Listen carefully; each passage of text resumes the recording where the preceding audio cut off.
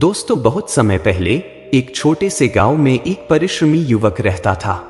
वह एक साधारण परिवार से था, लेकिन उसकी मेहनत और ईमानदारी की वजह से उसे गांव में बहुत इज्जत मिलती थी। उस युवक का नाम शिवराम था और उसकी शादी हाल ही में हुई थी। उसकी पत्नी सीता एक सुंदर और समझदार लड़की थी। दोनों की शादी को सिर्फ 2 महीने हुए थे कि एक दिन अचानक शिवराम की मौत हो गई। इस घटना की वजह से सीता और उसकी सास की दुनिया ही उजड़ गई थी। शिवराम की माँ, जो खुद अपने जवान बेटे के जाने से गहरे दुख में डूबी थी, सीता को तसल्ली देने की कोशिश करती थी। वह सोचती थी कि जैसे तैसे अपनी बहू को संभालकर घर में खुशियां लानी चाहिए, लेकिन सीता का दिल टूट चुका था। वह अपने पति के गम में इतनी डूबी थी कि उसे किसी से बात करने का मन नहीं करता था। वह एक कमरे में अकेली बैठी रहती, मानो दुनिया से उसकी कोई बात नहीं थी। उसकी सास, जो अपनी बहू के दुख को देखकर खुद भी उदास थी, खेतों में मजदूरी करती और घर का खर्च चलाती थी। लेकिन सीता के गम के आगे उसकी कोई कोशिश असर नहीं कर पा रही थी। कुछ दिन बाद उसी गांव में एक साधु का आगमन हुआ। साधु का नाम श्रीनाथ था और वह बहुत ही ज्ञानी और शांत स्वभाव के थे। उन्होंने गांव के पास एक छोटे से आश्रम में ठहरने का निश्चय किया। धीरे धीरे उनकी उपस्थिति की खबर पूरे गांव में फैल गई और लोग अपने जीवन के सवालों के समाधान के लिए उनके पास जाने लगे। सीता की सास भी श्रीनाथ के बारे में सुन चुकी थी। वह समझती थी कि अगर किसी तरह से साधु के पास जाकर अपनी बहू के दुख का इलाज पूछा जाए तो शायद उसका दुख दूर हो जाए। इसी सोच में अगले दिन वह साधु से मिलने के लिए चली गई। साधु आश्रम के पार्क में ध्यान लगाकर बैठे थे। जैसे ही महिला उनके पास पहुंची, उन्होंने देखा और कहा, आओ बेटी, बैठो, बताओ क्या समस्या है। महिला ने साधु से कहा, गुरुजी, मेरी बहू का दिल बहुत दुखी है। उसके पति यानी मेरे बेटे की अचानक मृत्यु हो गई थी और वह उसके गम में डूबी हुई है। मुझे समझ में नहीं आता कि उसे किस तरह से संभालूं।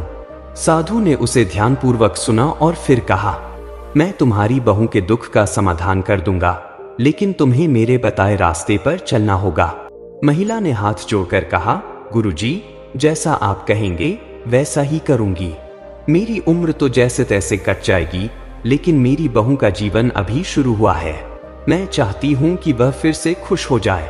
साधु ने उसे आश्वस्त किया, कल अपनी बहू को मेरे पास लाओ, हम उसकी समस्याओं का हल ढूंढेंगे।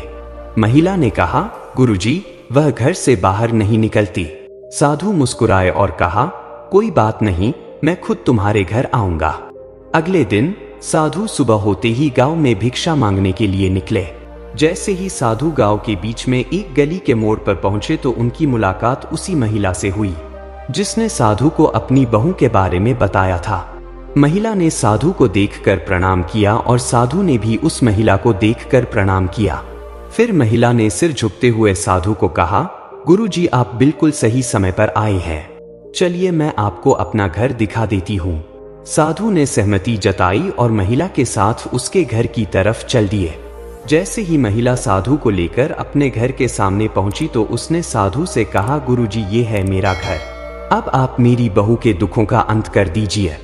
मैं चलती हूँ, मुझे काम के लिए देरी हो रही है। इतना कहकर महिला अपने काम पर चली जाती है। इधर साधु ने महिला के दरवाजे पर दस्तक दी और कहा, भिक्षा दे दो। थोड़ी देर बाद दरवाजा खुला और एक सुंदर गोरी युवती बाहर आई। उसने साधु को खाना दिया और फिर अंदर चली गई। साधु ने उसकी आंखों में दुख की गहरी छाया देख लिया था। इतना तो वह जानते थे कि सीता का दिल टूट चुका है, लेकिन साधु ने इस स्थिति को सुलझाने के लिए अपनी योजना तैयार कर ली थी। साधु लगातार अगले 3-4 दिनों तक महिला के घर भिक्षा मांगने जाते रहे। हर बार की तरह उन्होंने सीता के दुख को महसूस किया और धीरे धीरे उसकी आंखों में एक नई उम्मीद की झलक पाने की कोशिश की। फिर 5वें दिन साधु ने हर बार की तरह दरवाजा खटखटाया और हर बार की तरह सीता साधु के लिए कुछ भोजन लेकर आई। लेकिन जैसे ही इस बार सीता भिक्षा देकर अंदर जाने वाली थी, तभी साधु ने उसको आवाज देकर रोका। उन्होंने सीता की आंखों में गहरी उदासी देखी और धीरे से बोले, बेटी, तुम्हारी आंखों में एक गहरा दुख है और यह दुख केवल तुमसे ही जुड़ा हुआ है।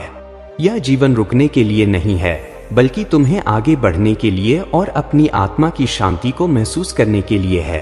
अगर तुम चाहती हो कि तुम्हारा मन शांत हो जाए तो कल मेरे आश्रम में आकर मिलो। साधु की बातें जैसे सीता के दिल में गूंज उठी। वह जानती थी कि जीवन की कड़ी राह पर उसे कोई मार्गदर्शन चाहिए था, लेकिन साथ ही वह डरी हुई थी। क्या साधु के पास ऐसा कोई रास्ता है जिससे उसका दुख मिट सके? रात भर उसकी आंखों में साधु के शब्द गूंजते रहे। वह सोचने लगी कि क्या साधु का आश्रम सचमुच उसकी मदद कर सकता है। साधु की बातों ने सीता के मन में एक नई उम्मीद जगा दी। उसने तय किया कि वह अगले दिन साधु से मिलने जाएंगी। इस निर्णय ने उसे साहस और आत्मविश्वास दिया जो अब तक कहीं खो चुका था। वह यह जानने के लिए तैयार थी कि क्या साधु के पास वह समाधान है जो उसकी जिंदगी को फिर से एक नई दिशा दे सके। अगले दिन सुबह सीता अपने घर से निकल पड़ी। उसका दिल भारी था, लेकिन एक नई आशा और उम्मीद उसके कदमों में थी। साधु के आश्रम का रास्ता लंबा था, लेकिन आज वह बहुत ही शांतिपूर्वक और दृढ़ निश्चय के साथ कदम बढ़ा रही थी। वह जानती थी कि यह एक मोड़ है जो उसके जीवन को बदल सकता है। आश्रम में पहुंचते ही सीता ने साधु के पास जाकर उन्हें प्रणाम किया। साधु ने मुस्कुराते हुए उसे बैठने के लिए कहा। उन्होंने उसकी आंखों में देखा और फिर कहा, तुम क्या चाहती हो बेटी? तुम्हारे अंदर एक गहरी चुप्प है, एक दर्द जो तुमने सबको दिखाया नहीं है। इस दुख को तुम कब तक अपने भीतर पालोगी? सीता ने धीरे धीरे अपनी पूरी कहानी साधु से साझा की। वह बताती चली गई कि कैसे अपने पति की मौत के बाद उसकी दुनिया उजड़ गई और वह अकेलेपन और गम के समंदर में डूब चुकी है।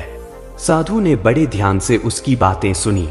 वह समझ गए थे कि सीता के मन में कई सवाल थे, लेकिन सबसे बड़ा सवाल था वह कैसे अपने दर्द और दुख से उबर सकेगी। साधु ने सीता को देखा और धीरे से कहा, तुम जितना चाहोगी तुम्हारा दुख उतना ही गहरा होता जाएगा। दुख हमें तब मिलता है जब हम उसे पकड़ने की कोशिश करते हैं, लेकिन असल में दुख सिर्फ एक अहंकार है जो हमें यह विश्वास दिलाता है कि हम नष्ट हो जाएंगे। तुम जानती हो बेटी, सबसे बड़ी बात यह है कि तुम खुद से प्रेम करो। आत्म प्रेम वह चमत्कारी शक्ति है जो तुम्हारे सभी दुखों को दूर कर सकती है। सीता को अब यह समझ में आने लगा था कि वह अपने भीतर के आत्मविश्वास को कैसे पुनः जागृत कर सकती है। साधु के शब्द जैसे उसकी आत्मा में समा गए थे। साधु ने सीता को एक गहरी सांस लेने की सलाह दी और कहा, तुम्हारी आत्मा पहले से ही शांति में है, लेकिन तुम्हारा मन उसे नहीं देख पा रहा। तुम्हारे दुख का मुख्य कारण यह है कि तुम बाहरी संसार से इसे पूरा करने की कोशिश करती हो, जबकि असली शांति तुम्हारे भीतर ही है। जब तुम भीतर से शांति महसूस करोगी, तभी तुम्हारे सारे दुख बाहर से मिट जाएंगे। साधु ने उसे ध्यान की एक साधारण विधि सिखाई जिससे वह अपने भीतर की गहराई को जान सके।